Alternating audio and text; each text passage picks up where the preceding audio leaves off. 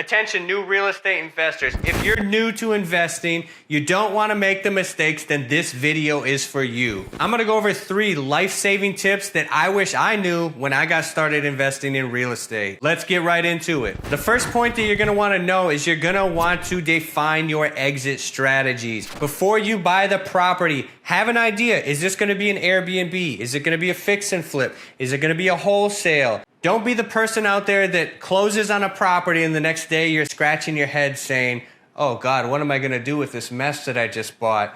I can't fix and flip it anymore. I can't Airbnb it. I guess I'm just going to have to sell it and take a loss. Due diligence is more than just the numbers. It comes down to the exit strategy also. Questions you're going to be asking yourself: can I fix and flip the property? Would an Airbnb make sense in this location? Would my tenants feel safe in this area? Would I have troubled tenants in this area? These are all questions that you need to answer when you're doing your due diligence. You're driving around the block, looking at the area, looking at the neighbors. Do I have a neighbor with 8 dogs? Yes, we've seen it before on a ton of properties. We've actually seen hundreds of hunting dogs next door that were just barking nonstop. How could we ever move a property like that? Asking these questions can save you a ton of money. If you buy the wrong deal because the numbers weren't right, you didn't do the due diligence, that's gonna screw you up for a long time, and it might even kill your career as a real estate investor. Number 2, pick a niche. This is for the new real estate investors. Figure out all the different exit strategies. Fix and flip, novations, owner finance, sub-2s, Airbnbs. There's tons of different exit strategies in real estate. Learn them all as you grow. Trying to learn everything all at once before you even get your foot in the door as an investor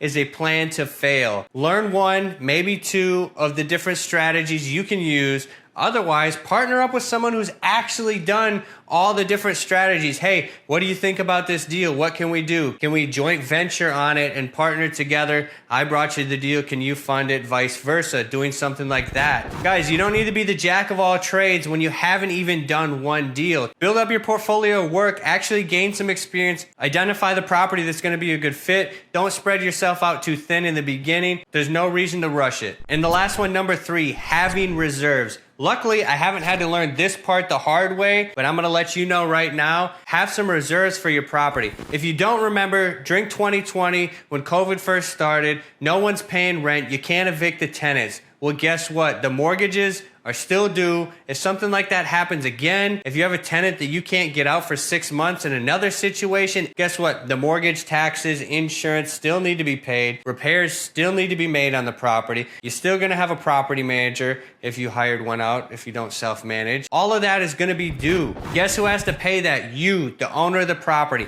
This is something that's far overlooked by everyone preaching buy rentals, buy Section 8, buy this, buy that. You're going to need reserves for those properties. Anything can happen in the real estate game. Tenant might not pay the rent. You might not be able to get them out for months on end. A massive repair to the property, termite damage, foundation issues. Stuff comes up, guys. Save some money. You don't want to be left on the hook when things go wrong, because eventually they will. Guys, there's plenty of things that can go wrong in real estate investing. Don't let that scare you from actually getting started. Pad your bank account up a little bit. Take the necessary precautions needed. Real estate's a great tool as an investment vehicle with tons and tons of benefits. Hopefully these 3 tips helped you out. Drop a comment below if you have a question, you want something answered. I'll do a video on it maybe. Other than that, we'll see you in the next video.